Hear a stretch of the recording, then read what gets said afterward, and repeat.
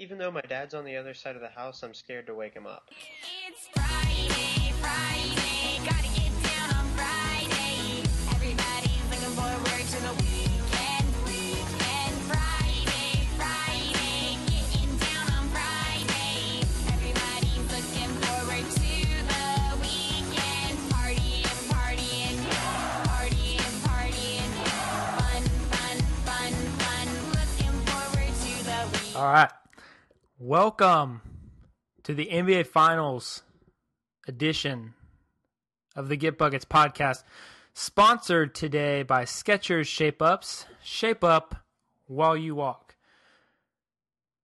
Kyle, what's going on? Oh, just going to encourage the people to like the podcast on Facebook, along with following us on Twitter, on which I promise I will regain form of tweeting on during these NBA Finals. Yeah, you've been slacking off. No one knew what was going on during the conference finals. Well, that's as much your fault as it was mine, to be completely fair. I took a break to focus my mind, get sharp for the finals, and it didn't work. So You've never been sharp. I'm the brains behind this operation. yeah, but to an extent, this is kind of like a pilot-co-pilot thing, right? No? Yeah, I mean, you kind of take care of like the technical, hey, let's record this and put it online type stuff. I kind of take care of the basketball knowledge.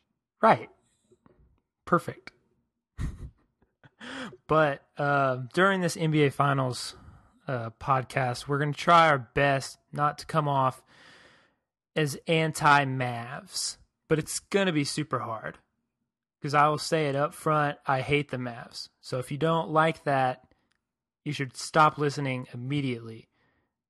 But they deserve some credit. You shouldn't stop listening immediately. We already have their download. I don't care what they do. We're gonna do our best. We're gonna do our best to not hate on the Mavs too much. But you need to understand the reason for us not liking the Mavs is just a mixture of who plays for the team and the fans of the Mavericks that we are exposed to. Yeah, let's start with that. This isn't in the outline, but we can go with it. Mavs fans, they've won how many titles? I think it's 0. And they act like they've won as many as the Celtics have. Just being around them when I was at camp for a week, there's so many Mavs fans who have unrealistic goals and expectations of everyone on the team. Like some people mentioning that a certain 5'6" point guard is a top 10 point guard in the league. Now, for those of you who don't know, that would be JJ Barea or Jose Juan Barea, whatever he feels like being called that day. He's not a top 10 point guard in the league. He's not a top 10 point guard in the Western Conference. He's a top 10 point guard from Puerto Rico. That's about as top 10 as he gets. He is also a top 10 point guard when it comes to doing the upper body flop like you got pushed off. Yep. While semi-closely defending somebody. Yeah, also, the Mavs have some of the best flops in the league. Barea is a great flop. Terry's a great flop. Who else flops on Dirk that team? is a great offensive flop. Yeah, but I can't really blame him for that because KD, most good offensive players that nowadays flop. If you're good, you probably have some flop to your game, and so we can't hold that against him. But let's try our best and dive into this series in an unbiased manner, but we're going to get biased real quick. After Thursday night's Game 2, in which the Mavs ended the game on a 22-5 run and won the game, now we are tied. And in the NBA Finals, they do this kind of bizarro world thing where instead of a 2-2-1-1-1 format, we are going 2-3-2, and so the next 3 games are in Dallas, meaning Dallas has a chance to end the NBA Finals if they protect their home court. I'm going to start it off. What did you see in the fourth quarter that maybe was alarming or something that you want to point out? There's a couple different things. One of them we haven't even talked about pre-podcast yet, but I'll start with what probably everyone noticed for the most part. Um, After the Heat built their big lead, Dwayne Wade hit a three in the corner, and LeBron and Dwayne celebrated together, and then proceeded to act like they weren't even on the court with each other the rest of the game. Uh, the Heat managed to hand the Mavericks the keys to the car that got them the comeback by playing hero ball, in which you dribble about 20 seconds off the shot clock and then have one player attempt to make a miraculous shot, essentially going 1-on-5. You'd see LeBron or Dwayne Wade isolate, and the other one would stand in the corner as if they weren't even on the court, and that was really a huge downfall of the Heat. Yeah. I love how you put that, gave him the keys to the car, because I'm not going to put it that way. The Heat lost this game. Just as we didn't get to talk about this, but the Thunder lost both of those games, that 4 and 5 in the last series. I don't think the Mavs have played all that well. They have to play well enough to win, but I feel like it's more the other teams really letting down, really stepping off that gas pedal and going with some bizarre isolation sets that they're going away what got them this massive lead. The Heat got this massive lead by ball movement, finding the open guy, attacking the goal, not running out the clock and shooting threes. Then the Thunder did the same thing. I just don't understand Mavs fans who think your team's all that great when they're essentially, like you said, they're being gifted games. These are critical games that they're just being handed if they can make shots. And they're making shots because they're NBA players. And they're getting good looks. And I'll credit them. They're making shots. They're getting good looks. They're running great sets when the other teams aren't. And that's super alarming to me. I just have a ton of things to point out. I mean, it's going to take me a while, but we can try and go through it. Let's start with Dirk. He scored the last 9 points for the Mavs down the stretch, and he had the ball with the game tied in that last possession. Do you want to go first with how this last possession was poorly handled? You lead us off. All right, I'll take this.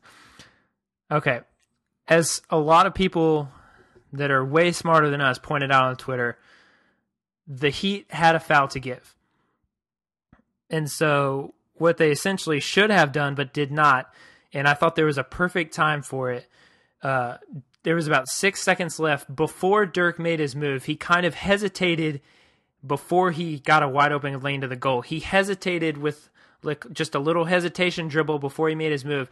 Perfect time to foul, wrap him up. Bosch was in a position where he could not stay with him. He had already bid on the fake. Foul him right then, reset with 6 seconds, make them go to something quick. And they did not. Instead, Dirk goes right around him, gets a layup. But that brings me to my next point. Why is Bosch even on Dirk with the game on the line? Well, and another interesting thing with this play is Bosch didn't foul Dirk. That's mistake number one. Haslam comes over too late. Was it Haslam that came over? I think it was Haslam, yeah. They got beat to the rim.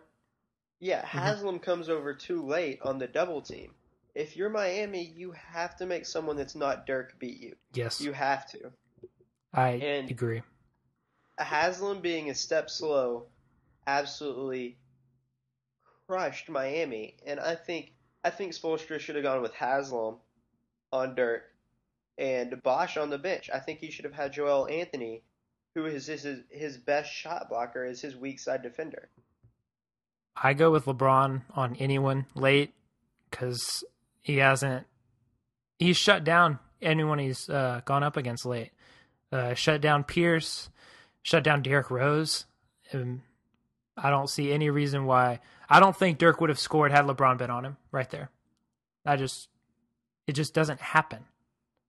Or it hasn't happened this postseason yet.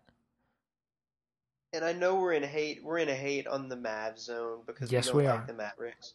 But I'm gonna make, if there's a Mavs fan listening, I'll please your ears a little bit. The Mavericks made some really, really good adjustments. Um, at one point in the fourth quarter, during the Heat's big run, I tweeted about Jason Terry looking like I said the stage looks too big for him, essentially. When I tweeted that, he had just fumbled the ball that should have been a catch and shoot for a three. The next possession, he came down and turned the ball over in the paint. And the next possession, he took a shot that didn't even hit the rim. This stage looked way too big for Jason Terry. LeBron James on Jason Terry was just not working. But Rick Carlisle stuck Jason Terry in the corner with LeBron James still guarding him and said, we're either taking LeBron out of this play, or if he comes and helps, we're going to have a wide open Jason Terry. And it worked wonders. Jason Terry played excellent basketball to close that game out, and he deserves credit for that, and Carlisle deserves credit for that. And Spoelstra deserves a little hate for not adjusting to that scenario. Hold on, let's discuss this. What did he do that was so awesome down the stretch? He didn't score. What exactly did he do? He scored a little bit. He scored just enough where he was still a threat. Not the stretch, though. It had to be early in the fourth. It was right before the stretch. Okay. Because all I saw him do down the stretch was make mistakes. As in, he gave up that wide open three to Mario Chalmers in the corner to tie the game. That's what I saw him do. And he pressuring LeBron in the front court, having no business doing that. Then I don't know what he was doing on that inbound play, and LeBron made him look stupid, finding Mario Chalmers for a wide open three in the corner. So all I saw him do down the stretch was make mistakes, but I also wasn't paying attention to him on the offensive end. Right, and this is less about what Jason Terry did and more about what the Dallas coaching staff did with Jason Terry. He made just enough offensive plays to keep them honest. And by putting him in the corner, you either force LeBron to not help as much. LeBron, who is one of the best defenders in the league, or you force LeBron to give you an open Jason Terry. And it opened the floor up for the Mavericks offense. Are you on my side with you think the Heat lost this game? Yes, I am. Just as I thought the Thunder lost the game when the Mavs came back against them, I feel the same way about what happened with the Heat. Because when you build up a 17-point lead, you deserve to be there, and you don't have to do much to maintain it. With that little time left, all you have to do is make a shot here and there, not foul somebody here and there, and you've got the game in the bag. Number-wise, with the amount of time that's left and the amount of possessions there will be, you should win the game. Mm-hmm. And it takes a collapse to lose a game like that. Yeah. I mean, and if we take a poll about the 7-minute mark of the fourth quarter, how are the Mavs fans feeling? You're already looking forward to game 3 in which you can fix. Well, maybe not, because you know what the Thunder series look like. And so you think, man, we maybe have a shot to do this. But it's not like your team is in the game. You're going back and forth. It's anyone's game. This was the Heat's game. It was over. I was talking to my mom on the phone. It was over. I was not really watching it. I mean, I was watching it, but I wasn't intensely into it. Because it was a 15-point lead. It was done. And then the Heat start chunking threes like it's All-Star Weekend. I think their last 5 field goal attempts were threes. Nothing going towards the goal. They took 30 of them in the entire game. That's way too many, especially for a team that doesn't shoot it all that well. And then down the stretch, your heroes tried to make hero plays instead of working together, which is what got them the lead. LeBron was 0 for 4 in the fourth quarter. Dwayne Wade, who had been just spectacular, he missed his last 3 shots. The offense just disappeared.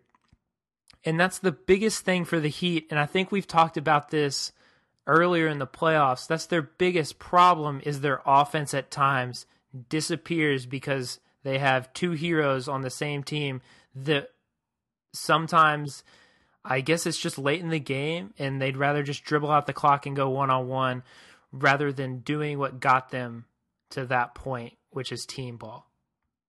And I mean, as we talk about team ball and hero ball and all these different things, we need to note that we do understand that this happens with every single team in basketball. Yes, yes. The Heat are just the case that's on our mind right now because every single team in basketball, with the exception of maybe a team like the Celtics, who do a really good job of running sets around their big three, when the game gets late, all teams bail off of their offense, off of the set plays that they have scored on all game, and think it's a good idea to just run an isolation play when in all reality, that's not what you've been doing to score all game. It's not your best chance to score, but it's just what happens. And there's very few teams that can understand that and rein their players in and keep them from playing hero. Man, how do you see the next 3 games going in Dallas? I can honestly say I have no idea because you can look at this from a couple different angles. The Heat were up 15 and should have had this game in the bag tonight, but the Heat were up 15 with Mike Bibby having the best game he's had as a member of the Heat. And it's tough to know if you're going to get that kind of game from Mike Bibby again, especially on the road, because he has not been very good since he came to the Heat. Dwayne Wade played great for 45 minutes. It's just there's a lot of ifs and there's a lot of how Miami adjusts and how Dallas adjusts. I think Dallas might come back to Miami with a 3-2 series lead. So you think they would win 2 of the 3? Yes. Here's the thing that I see. I see the Heat are, I think, by far the best defensive team when they want to be. And we talked about, not we, but I guess media and everyone talked about adjustments that the Mavs needed to make for game 2 and how they should feel good because they only shot like 30%. Well, so did the Heat. I mean, game 1 was even. I mean, if you look at it, the way that the Heat won were hustle plays with out rebounding the Mavs. And I just think that sometimes in these series we overlook or we look too far into what can this team do to change? What can they do to adjust? And it's about adjustments, but I think it's just about going out there and playing basketball. I don't think that they can make huge adjustments by now. I think they've already done that. I think those days are done. I think it's who's going to go out and execute their stuff better, who's going to lock down defensively, and limit your turnovers. Mavs fans, you can't feel good about that win. You turned the ball over so much. It looked like open gym in the third quarter. Same time as you can't feel good about that win, that's exactly why you feel good about that win. Because you feel like you can play better. See, I hate that argument. That's a dumb argument. You can play better, but how many times is a team going to blow a 15-point lead? That stuff just doesn't happen. And I agree with you. And I understand that. But don't go Mavs on me. Don't go Mavs on me. Stay on my team here. I'm on your team. Okay. I am. But as a Mavs fan, you are thinking, man, we just played. You escaped. That's what you did. Yes, we just escaped a game that we played poorly and did not deserve to win with a win. So you're not happy with the way you played, but you got the win. You've shown no positive signs of being able to compete in this series outside of the last 7 minutes of this game. You've been out-rebounded in both games. You've been out-hustled. I haven't seen a Mav on the floor yet that's not J.J. Barea falling from a pick. Heat are crashing offensive boards like I've never seen a team in the NBA crash. It looks like college out there with all these putback dunks. It looks like Quincy Acey is just living in the paint. Bosch looks like Quincy Acey right now.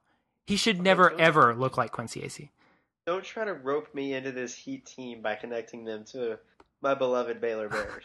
You got to admit, have you ever seen so many putback dunks in an NBA series? No, I have not. And I would also like to note that Dwayne Wade's putback dunk was goaltending. The Mavs don't feel good about the way they won, but they feel good about the fact that they won. And you could ask any Mavs fan, and 100% of them would tell you, I would rather play bad and win than play good and lose. And that's what happened tonight. Duh. You'd always want to win. But you've shown if I'm the Heat and I'm a professional basketball player on that team, I have literally no worries about going to Dallas. This team that I'm playing hasn't shown that they can compete at a high level with us. They can't match defensive intensity. They can't attack you. Outside of Dirk, what have they shown? I haven't seen anything yet. In the fourth quarter, I think the Mavs might have learned a little. They play better against the Heat when they slow the game down. Which is actually the opposite of what they wanted to do, isn't it? Because they wanted to run it. Which makes no sense. I didn't understand that either. Because the Heat have athletes. You don't. Best athlete in the NBA. Yeah. And one of the best athletes in the NBA. And the Mavs have a 38-year-old point guard and a 7-footer that shoots jump shots. It doesn't necessarily make sense for the Mavs to get out and run. And in the fourth quarter, I think they might have figured that out because Jason Kidd took care of the ball better. They moved into creating mismatches better by, the Mavs' whole offense revolves around Dirk drawing a double team, and if he doesn't, Dirk taking a shot. And when they slow the game down, that's what happens. And in turn, when they slow the game down, they take care of the ball better, keep the Heat from getting transition buckets, and make the Heat, who are an incredible half-court set, like a half-court team, play half-court basketball. Obviously, I'm not a Mavs fan. So, I'm going to dissect this as the Mavs hater. And I'm fine with what I see, a 1-1 split. Because the Mavs haven't proven to me anything so far. They have played good offense. I guess, like you said, and down the stretch they played fine. And they play fine in stretches, but the Heat have just obliterated them in third quarters, which there's been 2 of them. But they've obliterated them and just run them ragged. And that's what makes it look like you could make a full SportsCenter highlight off the third quarters in this series so far. It looks like open gym. They're running up and down, forcing turnovers, and it starts with these half-court sets. And they're getting in passing lanes. And this brings up another side point I want to mention. LeBron may be the best pass anticipator I've ever seen.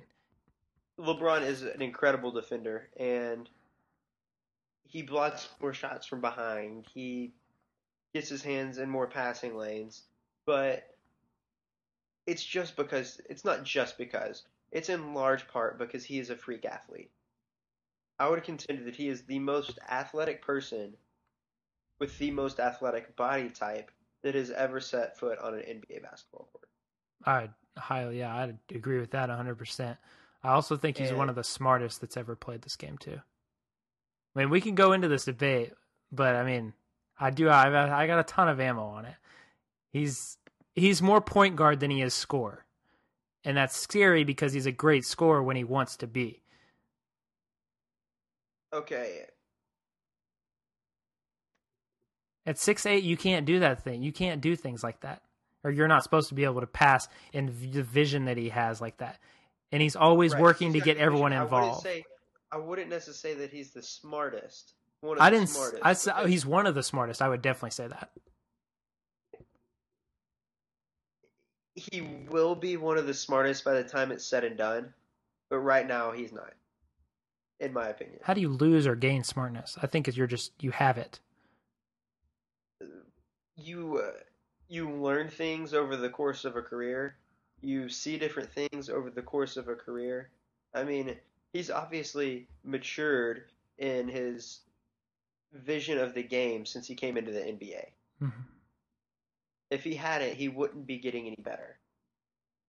If he hadn't been able to see different things or see things more clearly or run things better, then all he could work on is his jump shot. The way I see it is anyone else that's on the court is immediately more dangerous when LeBron's on the court because of how he can manipulate defenses to get certain people open. And I think he's always looking for, I think I tweeted it, it was game one. He was really working Mike Miller. It didn't work. Mike Miller had an awful game, but he was trying to get Mike Miller involved early in hidden shots because he had been good for him in the last series. And he was trying to get him involved early, and he was working extra hard, and you could tell that. And I just think he knows when it's time to do certain things, like flip that switch and take over and go hero mode. It doesn't always work. Like tonight, it's worked amazingly well prior to this, which I think is kind of a fluke. He's never going to shoot this well, but he knows when he needs to defer and get everyone else involved. People like Mike Bibby, Mario Chalmers, people that have no business touching the ball over LeBron. He knows when to get them involved or when he needs to blow by someone and throw down. That's what I think he's smarter than anyone that we have right now. I would name, just off the top of my head, I could say I think Chris Paul is smarter. I think Steve Nash is smarter. I think Jason Kidd is smarter. I don't think Paul is. I would agree with the other two. And that's just off the top of my head. And LeBron James is really smart, but he's got to get to the point where he's not playing hero ball when it's not successful. He took the same shot. He took a three from the top of the key with the shot clock winding down. The Heat proceeded to get an offensive rebound. I think Dwayne Wade batted it back out. And again, LeBron dribbled out the shot clock and took the exact same three. Mm-hmm.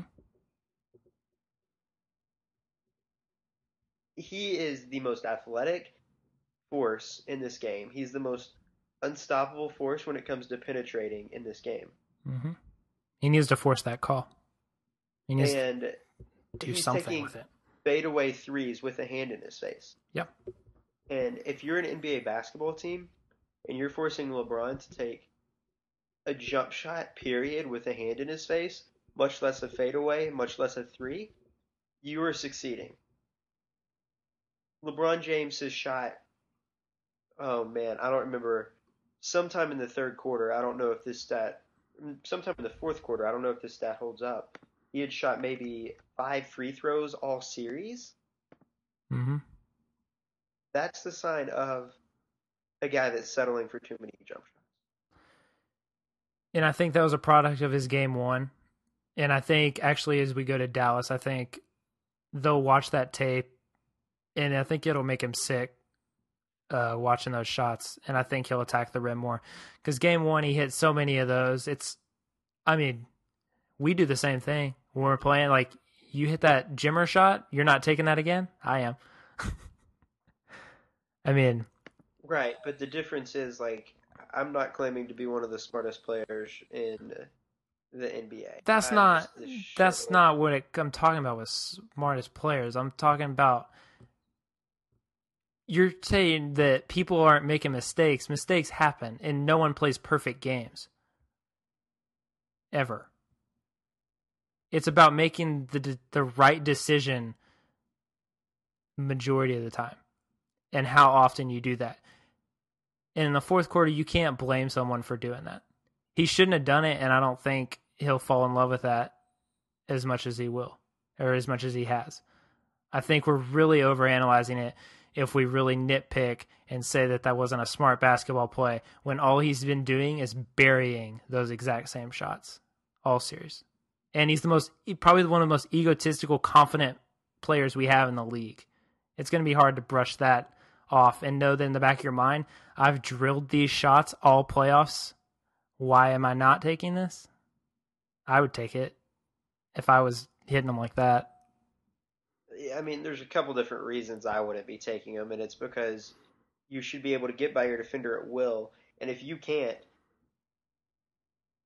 Dwayne Wade was a magician today, and he always is, but it's a bigger stage, so you notice it more. But we should rename the Euro step the Dwayne step I agree. He does it because more and better than any of them do. he he is beautiful when he gets into the lane. He is like a more athletic version of Manu Ginobili. Because Manu, he's a little creakier these days, and Dwayne gets into the lane and dribbles the ball in tight spaces where he shouldn't be able to, and does a Euro step that trips up two defenders at the same time, and next thing you know, he's exploded up for a dunk. And it's mind blowing to see what he does. I'll ask you now, but we'll cover it again after game 3. What's your prediction on this series? First off, I could see this series going either way. I could see the Mavericks winning this series, and I could see the Heat winning this series. I think the Heat are going to win this series in You have to 7 games. yeah, you have to say 7 according to your earlier Oh yeah, I was thing. wondering if I could backtrack on that. You can backtrack if you want to. Put it against it.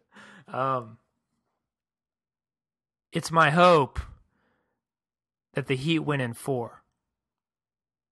That's not possible. Okay. Well, that means the Mavs have won a game. I hate when Mavs win because then I can't check my Facebook for like 12 hours and I have to let that blow over. All my Mavs friends like, oh yeah, how about Dirk? And I'll be like, oh yeah. And Cool. the beauty of this whole Mavs fanhood thing is, where did all these Mavs fans come from? Yeah, where are these closet Mavs fans coming out of? I haven't found the closet, but I know they're all of my Facebook friends. So some of them are about to be, cut. Come on. I've already cut too many. But that could be a new criteria. Mavs fans, get the axe. Okay, and also, this applies to you to an extent, but it's a Jimmer picture, so I'm going to let it slide. If your avatar or whatever, profile picture on Facebook is Tyson Chandler, Dirk Nowitzki, or Jason Kidd, you will be cut by tomorrow afternoon. So change that tie. Change it. Well, I don't even know. Like, I don't ever get on Twitter on anything but my phone Yeah. to change my Twitter avatar. No, see, I don't care about the Twitter avatar. The Facebook one. I'm not friends with Tyson Chandler. When I'm looking at that, I have no clue who you are. I'm not friends with Tyson Chandler. I'm not friends with Dirk. All I know is you're a Mavs fan, and I'm probably not going to read anything you have to say on Facebook. Just how it goes. Absolutely. 'Cause- Speaking of Jimmer, in my picture, he played some 2-on-2 today for the Knicks, actually. You see that video where he lit it up in Indy? Just set I did shots? not see it. You need to go. Did I post it from the Get Buckets pod? Yeah, I think I did. He hit like a dumb amount of shots. It's just set shots, just like, or kind of like around the horn. Like you make 3 at every spot, but it's amazing to watch. Just him shoot just in a set shot form where he's not pulling up threes, which is cool, but it's amazing to watch this kid shoot. And he made like 21 of 26 or something just ridiculous.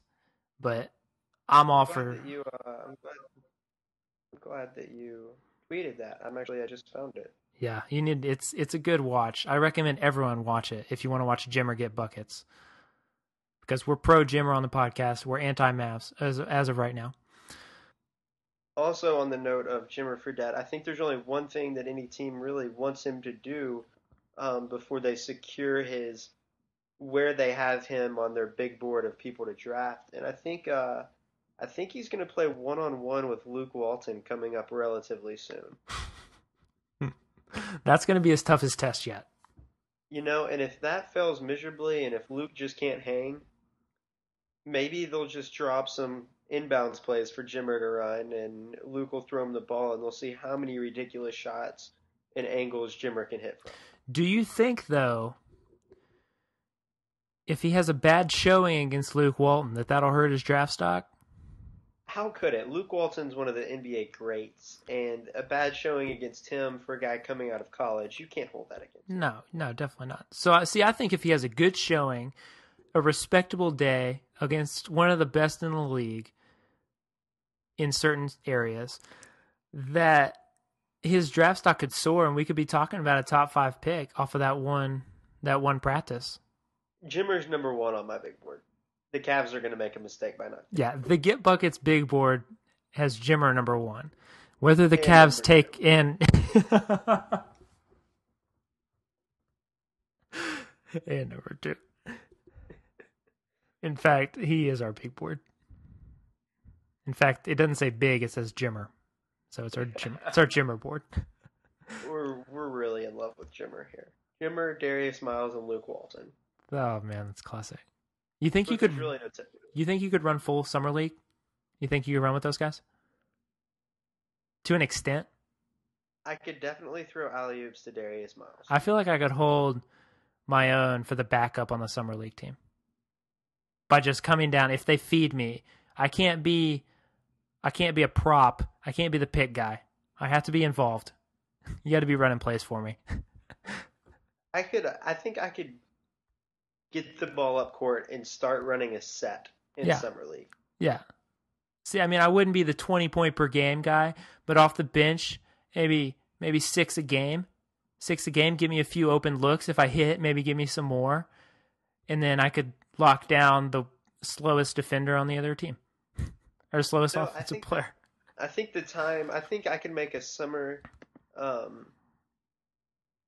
league living out of getting put in with about 6 seconds left to go in a quarter, dribbling around about a step inside of midcourt, and then pulling when no one expects it. No one expects it.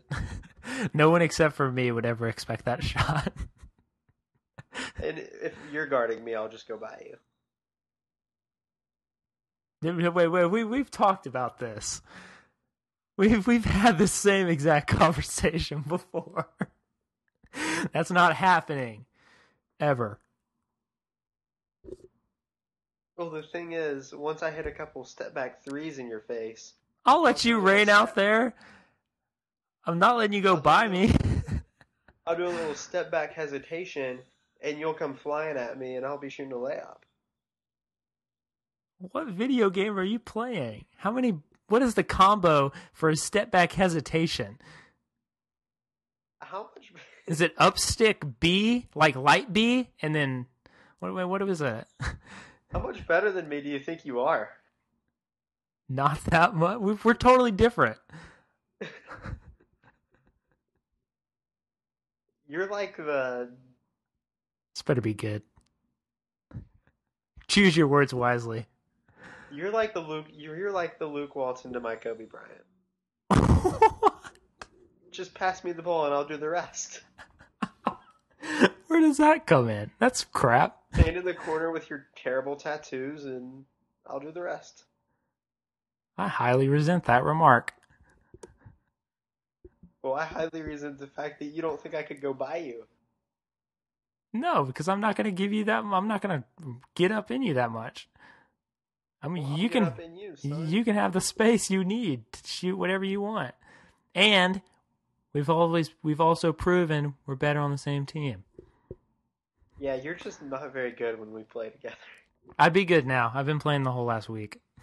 It's kind of like a curse because every time we play together, you're shooting like 1 for 7. And every time we play together, I haven't played for a long time. So if we played today, I'd be good.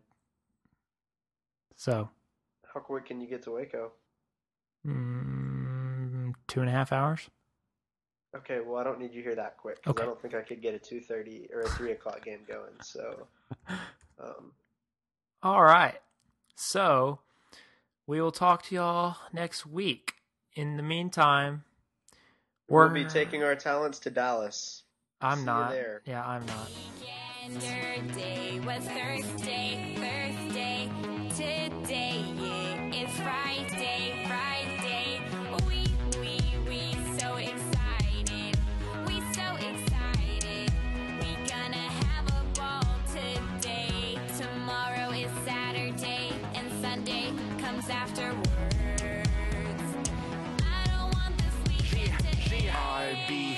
Mocha black.